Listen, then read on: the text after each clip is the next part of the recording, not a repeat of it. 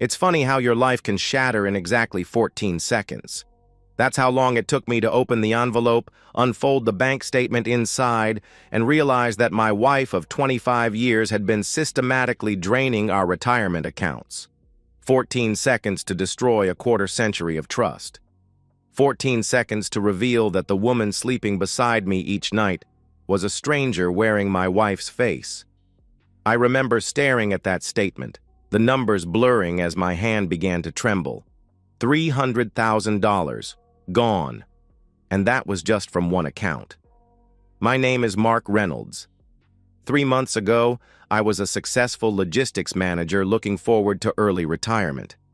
Today, I'm sitting across from my wife's lover's wife, plotting the downfall of the people who tried to destroy us. But I'm getting ahead of myself. I did it, Laura. I finally did it.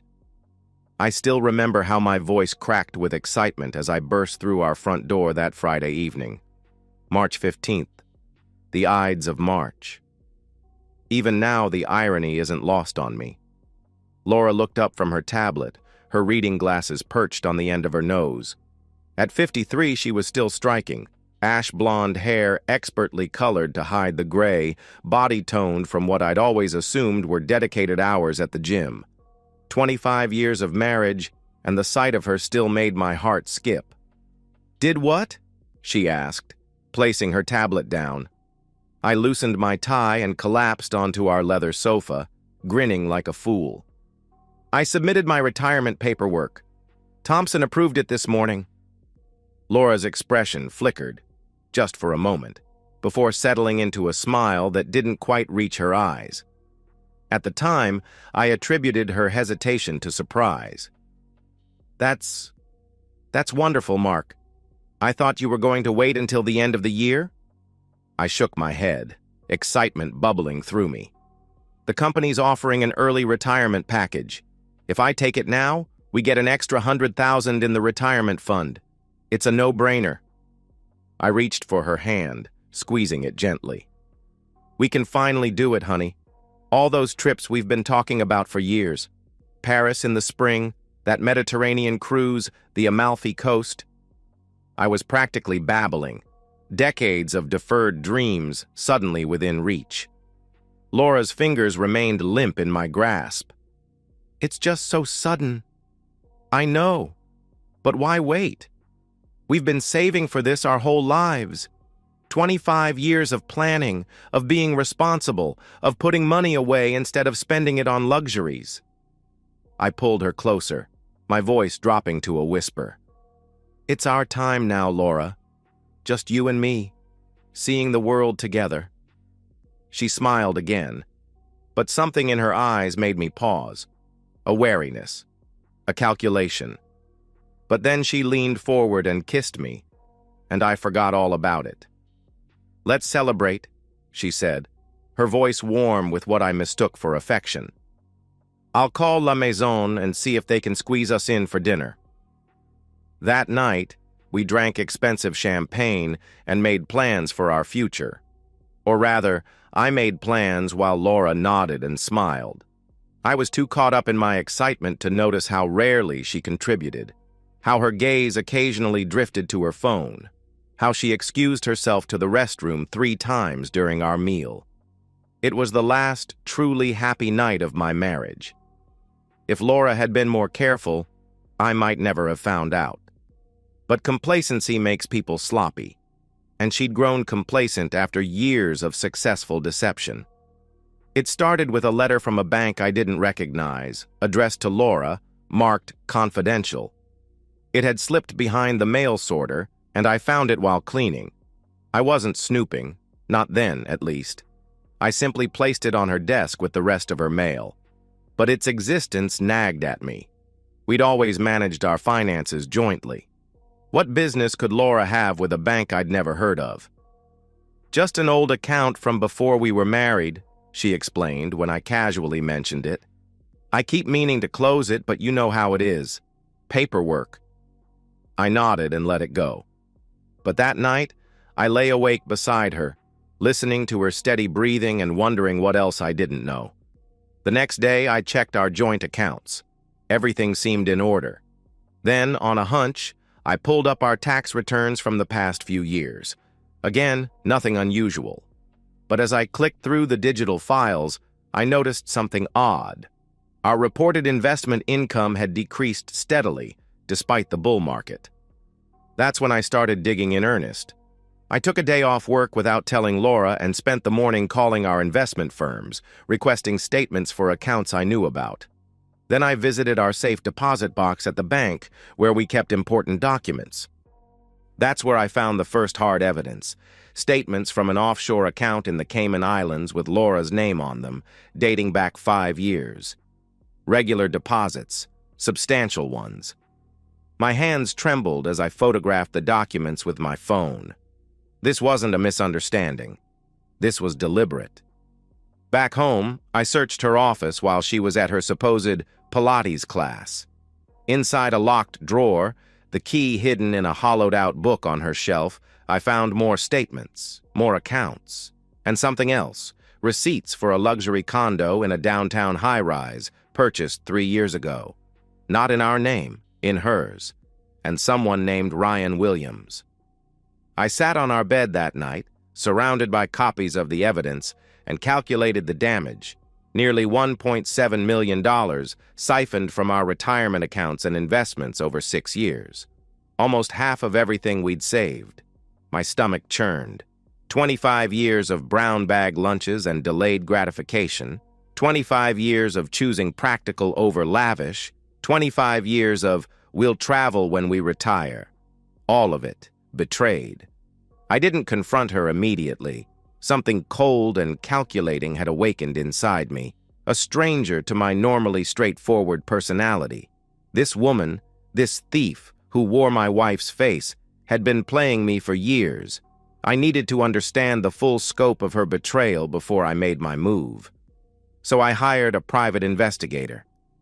His name was Eric Donovan, a retired police detective who now specialized in infidelity cases. He charged by the day plus expenses and was worth every penny. Classic situation, he told me after a week of surveillance, sliding photographs across his desk. Older, wealthy spouse, younger affair partner, financial exploitation. I stared at the photos, my throat tight. Laura, my Laura, entering a luxury high-rise. Laura, laughing over lunch at an expensive restaurant I'd never been to.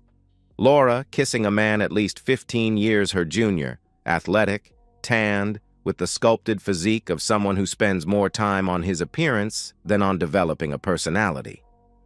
His name is Ryan Williams, Donovan explained. 34 years old, works as a personal trainer at Elite Fitness. That's where they met, about 7 years ago. He's married, too. Wife named Emily Williams, 32. No kids. She's a graphic designer, works from home. Does his wife know? My voice sounded distant, as though coming from someone else. Donovan shook his head. Doesn't appear so. Your wife and Williams are careful. They only meet at the condo or at places where they're unlikely to be recognized. I nodded, flipping through more photos. And the money?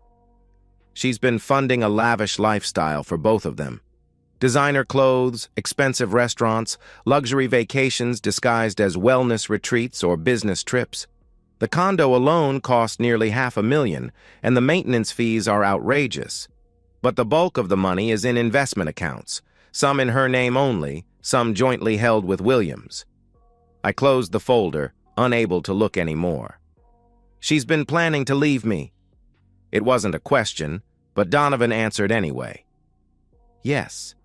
My guess is she was waiting until the accounts were sufficiently drained, or until she could figure out how to access the remaining retirement funds without your knowledge. He hesitated. Your retirement announcement probably accelerated her timeline. Of course. She'd been stalling me for years on retirement, always finding reasons why we should wait just a little longer. Now I understood why. I want to continue the surveillance, I said. And I want you to look into this Ryan Williams more deeply. Find his vulnerabilities. Donovan raised an eyebrow. You're not planning anything illegal, are you, Mr. Reynolds? I met his gaze steadily. I'm planning justice. I waited another week before confronting Laura, using the time to secure what assets I could and consult with a divorce attorney. Pennsylvania is an equitable distribution state, but proving financial fraud would be crucial in protecting what remained of our nest egg. She came home late on a Thursday evening, smelling of expensive perfume and looking slightly flushed. Date night with her lover, no doubt. "We need to talk," I said as she set her purse down. Laura sighed as though inconvenienced. "Can it wait until morning?" "I'm exhausted." "No, it can't." I placed a folder on the kitchen counter between us. "I know about the money, Laura. I know about Ryan." Her expression didn't change immediately. Then slowly, a transformation occurred. The mask of my loving wife slipped away, revealing a stranger with cold, calculating eyes. "How long have you known?" she asked, making no attempt to deny it. "Long enough." She nodded, then reached for a glass and poured herself some water, as calm as if we were discussing a minor household matter. "I suppose you're upset." The understatement was so enormous, so absurd, that I nearly laughed. "Upset? You've stolen nearly $2 million from our retirement accounts to fund an affair with a man young enough to be our son. Upset doesn't begin to cover it." Laura took a sip of water, her gaze assessing. "What do you want, Mark? A tearful confession? Begging for forgiveness?" Her lip curled slightly. "That was never our dynamic." "Our dynamic? We've been married for 25 years. "Yes, and for 20 of those years, I've been bored out of my mind." She set the glass down with a sharp click. "Do you have any idea what it's been like? Living with your endless caution, your constant frugality, your pathetic little dreams of seeing Paris someday?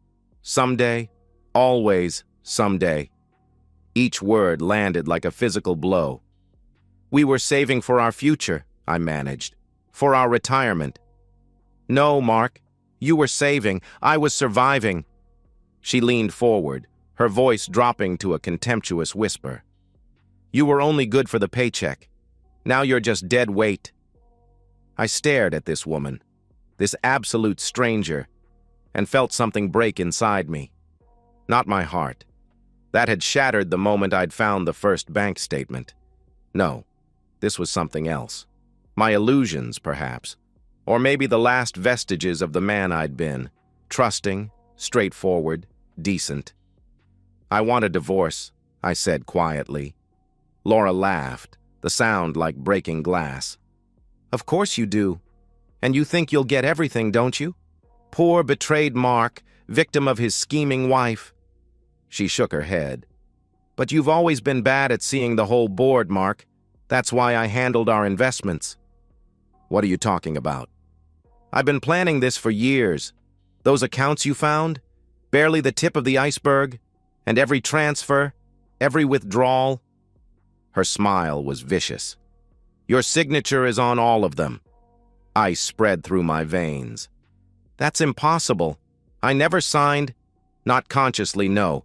But you sign a lot of things without reading them, don't you, Mark? Insurance forms, tax documents, power of attorney forms." The realization hit me like a physical blow. "You forged my signature. Prove it." She picked up her purse. "I'll be staying at a hotel tonight. Have your things out by the weekend." As she turned to leave, I found my voice again. "You won't get away with this, Laura." She paused at the door, looking back with something like pity. "I already have. 25 years of your life, your savings, your trust, all gone. And there's nothing you can do about it." The door closed behind her with a soft click, leaving me alone in the kitchen of what I now realized had never really been our home. I spent that night in a haze of rage and despair, alternating between bouts of furious pacing and periods of numb silence. By morning, something had crystallized within me, a cold, clear purpose. Laura thought she'd broken me. She expected me to crumble, to retreat, to slink away in defeated shame, while she and her young lover enjoyed their ill-gotten gains. She'd always seen me as predictable, cautious to a fault. It was time to become unpredictable. I called in sick to work and spent the day making a list of everyone who knew Laura and me as a couple. Friends, neighbors, colleagues, people from our church. Then I started making calls. "I'm not sure what to do," I told our next-door neighbor, my voice carefully modulated to sound embarrassed and slightly broken. "The debts have just piled up so high. Laura's devastated." "Debts? What debts?" Martha Simmons had known us for 15 years and had never heard me mention financial troubles, because there had never been any. It's hard to talk about," I said, letting my voice crack. "Bad investments, some gambling problems I couldn't control. We're facing bankruptcy and Laura—" I paused for effect. "Well, she's standing by me, but this isn't what she signed up for." Similar conversations played out over the next few days. To some, I hinted at gambling debts. To others, failed investments or medical expenses not covered by insurance. The story varied slightly, but the core remained the same. I had secretly ruined us financially, and Laura was the supportive wife dealing with the fallout. Word spread quickly through our social circles, just as I'd intended. I made sure to be seen looking haggard at the grocery store, to be overheard canceling our country club membership due to unexpected financial difficulties, to be caught scanning the classifieds for lower-paying jobs. While this performance played out publicly, I was making other moves behind the scenes. Following my attorney's advice, I documented everything I could find related to Laura's theft and affair. I froze the accounts I still had access to and changed the beneficiaries on my life insurance policy from Laura to my sister. Then, exactly 9 days after Laura had walked out, I contacted Ryan Williams's wife. Emily Williams opened her front door with the wary expression of someone who has recently had their world turned upside down. She was younger than I'd expected, early 30s at most, with dark hair pulled back in a ponytail and the kind of natural beauty that requires no enhancement. "Mr. Reynolds?" she asked, her voice tight. I nodded. "Thank you for agreeing to meet with me, Mrs. Williams." "Emily, please." She stepped back to let me in. "And let's skip the pleasantries. You said on the phone that you have information about my husband and your wife." The interior of their home was modestly furnished, a stark contrast to the luxury condo where Ryan met Laura. I wondered how much Emily knew about her husband's double life. I placed my folder on her coffee table. "How much has Ryan told you?" Emily's laugh was brittle. "About his affair with your wife?" "Nothing. I found out 2 weeks ago when I came across receipts for jewelry I've never received and hotel stays I wasn't part of." She crossed her arms. I confronted him. He admitted to the affair but swore it was just physical. Nothing serious. I opened the folder and slid out photographs of the condo purchase agreement with both Laura's and Ryan's signatures. "I'm afraid it's more than physical." Emily stared at the document, her face paling. "They bought property together?" "A luxury condo downtown. Nearly $500,000, and that's just the beginning." I showed her more documents, bank statements, investment accounts, credit card bills. "They've been siphoning money from my retirement accounts for years. Nearly $2 million so far." $2 million? Emily sank onto the couch, her hands trembling as she flipped through the evidence. "Ryan told me he couldn't afford to help me go back to school." "There's more," I said quietly. "My wife has forged my signature on numerous documents, including power of attorney forms. She's been liquidating our investments and transferring the funds to offshore accounts, some in her name only. And some jointly with Ryan," Emily finished, looking up with dawning horror. "Is my name on any of these? Could I be legally implicated?" I shook my head. "Not from what I've found, but Ryan certainly is. These transactions constitute fraud, grand theft, and possibly money laundering." Emily stood abruptly, pacing the small living room. "Why are you showing me this? What do you want from me?" "An alliance." I leaned forward. They think they've won. Laura believes I'm broken, a defeated old man who will slink away with whatever scraps she deigns to leave me. She's spreading rumors that I'm in financial trouble, that I've gambled away our savings. And are you letting her? For now. I met Emily's gaze steadily. Because while she's busy enjoying her victory, watching me flounder publicly, she's not watching her accounts. She's not noticing the evidence being gathered. She's not seeing the trap being set. Emily stopped pacing. What kind of trap? The kind that requires a partner. I gestured to the chair across from me. How much do you know about digital forensics, Emily? A slow smile spread across her face. Not warm, but coldly satisfied. I'm a graphic designer with a background in IT security. I know enough. For the first time since discovering Laura's betrayal, I felt something like hope. Then I think we have a lot to discuss. The next 3 months were a masterclass in patience and calculation, qualities I'd possessed all along but had never applied to deception. Laura had always dismissed me as simple and straightforward. Now, that perception became my greatest weapon.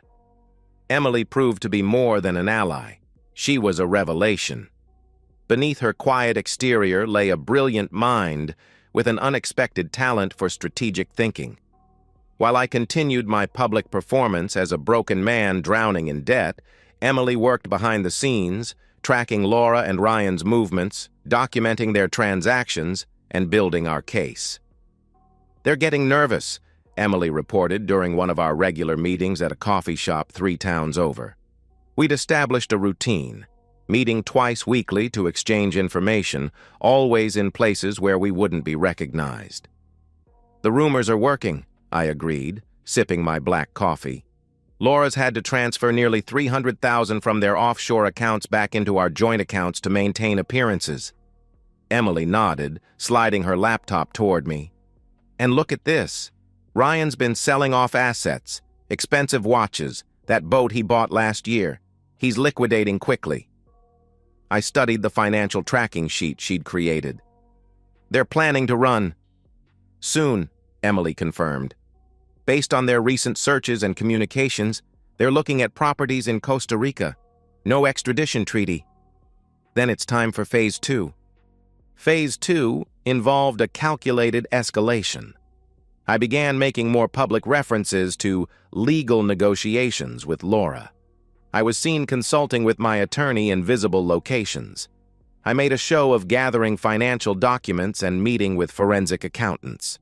The pressure had the desired effect. Laura called me 2 days later.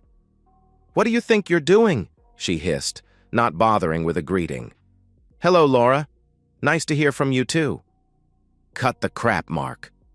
I've heard you're talking to forensic accountants. What exactly are you hoping to prove?" I kept my voice even. "Just trying to get my financial house in order. It's been quite a mess, as you know. If you think you can threaten me..." "No threats, Laura. Just organizing my affairs." I paused.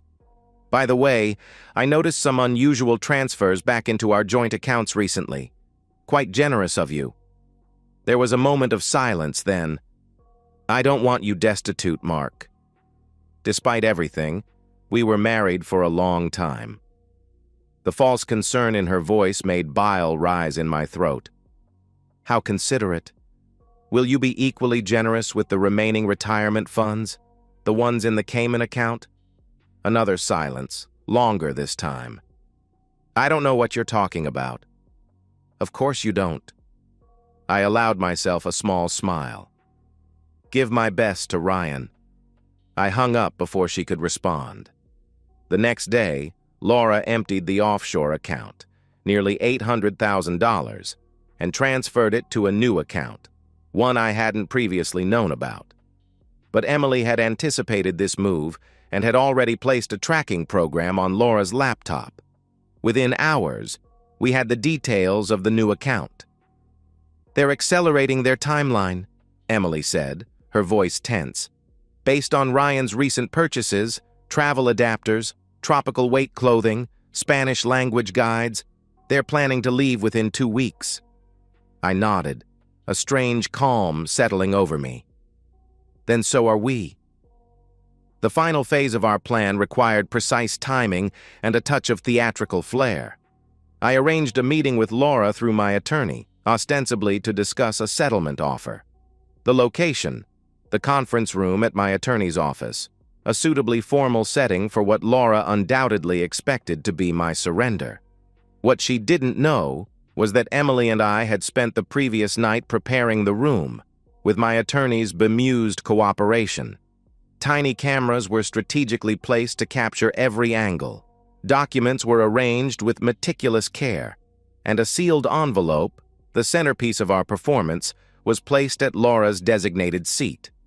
She arrived exactly on time, dressed immaculately in a navy blue suit that probably cost more than a month of my salary.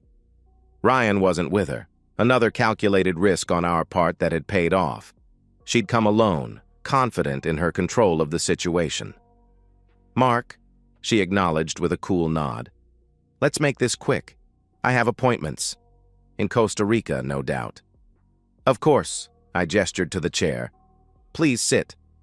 My attorney, James Wilson, sat beside me, his expression professionally neutral. "Mrs. Reynolds, before we begin, I should inform you that this meeting is being recorded with the consent of my client." Laura raised an eyebrow but showed no concern. "Fine. Now, what's this settlement offer I've heard about?" I placed a folder on the table between us. Inside is a complete accounting of our marital assets, including the funds transferred to offshore accounts over the past 6 years. Her expression didn't change, but I noticed her fingers tighten slightly on her purse. "I've already explained that any unusual transactions were authorized investments." "Authorized by whom?" I asked quietly. "By you, obviously." Her smile was thin. "Your signature is on every document." "Forged signatures," my attorney interjected smoothly. Laura's smile didn't waver. "Prove it." That was my cue. I slid the sealed envelope toward her. "This arrived yesterday. I thought you might want to see it." Laura eyed the envelope suspiciously. "What is this?" "Open it and find out." With a slight roll of her eyes, she picked up the envelope and tore it open. Inside was a single document, a notarized confession bearing her signature, admitting to the embezzlement of funds from our joint accounts and the forgery of my signature on multiple financial documents. Her face drained of color as she read. This is absurd. I never signed this." "Didn't you?" I leaned forward. "Look at the date." Her eyes darted to the top of the page. March 10th, 5 days before I'd announced my retirement. "That's the day you asked me to sign those power of attorney forms for the estate planning," I reminded her. "You were in such a hurry that morning, remember?" "3 documents, you said." But there were 4. The 4th was underneath, a blank page with just a signature line, which you quickly flipped past. Laura's hands began to tremble. "This won't hold up. I'll deny it." "You can try," my attorney said, "but the forensic document examiner has already confirmed the signature is authentic, and then there's the matter of the recording." Laura's head snapped up. "What recording?" I nodded to Wilson, who pressed a button on his laptop. A video began to play on the wall-mounted screen. Laura and Ryan in their luxury condo, discussing their plans. "Once Mark signs those power of attorney forms, we can liquidate the rest of the accounts," Laura was saying, her voice perfectly clear in the high-quality recording. "He never reads what he signs anyway." "What about the signatures on the previous transfers?" Ryan asked. Laura's laugh was cold. "I've been forging his signature for years. He hasn't noticed yet." I stopped the video. Laura sat frozen, her face a mask of shock and rage. "That's illegal," she finally managed. "You can't record people without their consent." "Actually," Emily said, stepping into the room from the adjoining office, "I can when it's my property being discussed." Laura's head whipped around. "Who the hell are you?" "Emily Williams, Ryan's wife." Emily placed a USB drive on the table. Co-owner of the condo where this conversation took place. The condo purchased with funds stolen from Mark's retirement accounts and registered in my name as well as Ryan's, a detail he apparently neglected to share with you. Laura's eyes widened in dawning comprehension. You two, have been working together for months, I finished. Tracking every transaction, documenting every conversation, building an airtight case against both you and Ryan. Speaking of Ryan, Emily added, checking her watch. He should be receiving a similar surprise right about now. 2 detectives and a forensic accountant are currently executing a search warrant at his gym office. Laura lunged for her purse, presumably for her phone, but my attorney was faster, sliding it out of reach. That won't be necessary, Mrs. Reynolds, a new voice said from the doorway. Detective Samuels, a solidly built man in his 40s, stepped into the room, accompanied by a uniformed officer. We already have everything we need. Laura's gaze darted frantically between us, the calculation in her eyes giving way to panic. This is a setup. Mark invented all of this because I left him. The evidence suggests otherwise, Samuels replied, his tone professional. Laura Reynolds, you're under arrest for fraud, embezzlement, forgery, and conspiracy to commit grand theft. You have the right to remain silent. As the detective continued reciting her rights, Laura's eyes locked with mine. For the first time, I saw genuine fear in them. Good. Let her feel a fraction of the devastation she'd inflicted on me. When Samuels paused, I leaned forward, my voice low enough that only Laura could hear. Turns out you were only good for the confession. Something broke behind her eyes then. Her absolute certainty in her own cleverness, perhaps. Or maybe just the realization that she'd underestimated me all along. As the officer led her toward the door, Laura glanced back, catching sight of Emily standing beside me. Not as lovers, as she might have suspected, but as allies united by a common betrayal and a shared resolve for justice. Just before she was led from the room, the faintest smirk crossed Emily's face, a private signal between conspirators that went beyond our planned retribution. A hint of something Laura had indeed never seen coming. 6 months later, I sat on the terrace of a small cafe in Positano, watching the sunset over the Mediterranean. The view was everything I'd imagined during those years of saving and planning. Blue water stretching to the horizon, pastel buildings clinging to the cliffs, the air scented with lemon and salt. Beautiful, isn't it? Emily set 2 glasses of wine on the table and took the seat across from me. I nodded, offering her a smile. Worth the wait. Laura had been sentenced to 8 years for financial fraud, with an additional 2 years for conspiracy. Ryan had received a slightly lighter sentence in exchange for his cooperation, though his testimony had ultimately proved unnecessary given the mountain of evidence Emily and I had accumulated. The legal battles had been exhausting but satisfying. With the forensic accountant's help, we'd managed to recover nearly 70% of the stolen funds, enough for me to finally take that retirement I'd worked toward for so long. As for Emily, she'd used her portion of the recovered money to return to school, pursuing the degree in digital forensics she'd always wanted. We'd stayed in touch after the trial, our unusual bond evolving into a friendship based on mutual respect and shared experience. When I'd mentioned my plans to finally take that Mediterranean trip, she'd surprised me with a proposal. She'd come along as a travel companion, separate rooms and expenses, to photograph the journey for her portfolio. After some consideration, I'd agreed. Her companionship had proven to be the unexpected blessing of this entire ordeal. Not romantic, but something equally valuable. A true friendship forged in fire. I had a call from my attorney this morning, I said, sipping my wine. The sale of the condo finally went through. Emily nodded. Good. Last loose end tied up. Not quite. I reached into my pocket and withdrew a small flash drive, sliding it across the table. There's still this. Emily's eyes widened slightly as she recognized the drive. You kept it? I thought we agreed to destroy all copies after the trial. I kept one. I met her gaze steadily. Insurance. She turned the drive over in her fingers, her expression unreadable. Against what? Not what. Who? Understanding dawned in her eyes. You think Ryan might come looking for payback when he gets out? I shrugged. 6 years is a long time to nurse a grudge, but not long enough to forget one. Emily pocketed the drive with a nod. Better safe than sorry. We fell into comfortable silence, watching the sky turn from gold to deep purple. Finally, Emily spoke again, her voice soft. Do you ever regret how things turned out? Not about Laura and Ryan, they deserved everything they got, but about everything else. Your marriage. The years you spent believing in something that wasn't real. It was a question I'd asked myself many times over the past months.